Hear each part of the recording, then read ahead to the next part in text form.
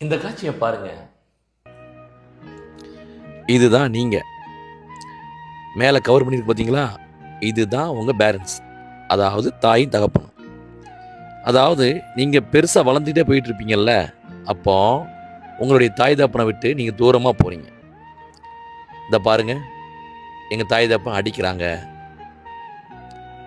அதே மாதிரி எங்கள் தாய் தகப்பன் சொல் பேச்சு கேட்க மாட்டேக்காங்க, எங்கேயும் விட மாட்டேக்காங்க, டிவி பார்க்க விட மாட்டேக்காங்க, விளையாட போக விட மாட்டேக்காங்க, மற்றவங்க மாதிரி கிடையாது என் தாய் தகப்பன் அப்படின்னு சொல்லிட்டு தூரமாக விலக பார்க்குறீங்க. அதே மாதிரி நம்மளுடைய ஜெனரேஷனை இவங்க புரிஞ்சிக்கவே மாட்டாங்கன்னு சொல்லிட்டு விலக பார்க்குறீங்க.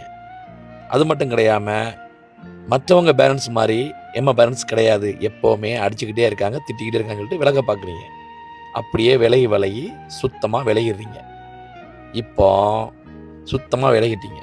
இப்போ பார்த்தீங்கன்னா முன்னாடி எப்படி இருந்தீங்க? பாதுகாப்பாக இருந்தீங்க, உங்கள் தாய் தகப்பன் பாதுகாத்துக்கிட்டு இருந்தாங்க. இப்போ அந்த பாதுகாப்பு இல்லை. இப்போ என்ன நடக்குன்னு பார்த்துருவோமா? இப்போ பாருங்க, பார்த்துட்டீங்களா? பாதுகாப்பு இல்லாதது கீழே போயிட்டீங்க, பாதுகாப்பு உள்ளது மேலே வந்துட்டீங்க. இதுதான் தாய் தகப்பனங்களுடைய மரியாதை. எப்போவுமே தாய் தகப்பன் நமக்கு பாதுகாப்பாக இருந்தால் தான் நம்ம எப்போவுமே மேலே வர முடியும். இப்போ புரிஞ்சிச்சா பசங்களா? ஒரு ஹைபை பண்ணுங்க. இந்த காட்சி உங்களின் மனசாட்சி, அதுதான் சகுபரின் ஆட்சி. சகுபர் வைஸ்.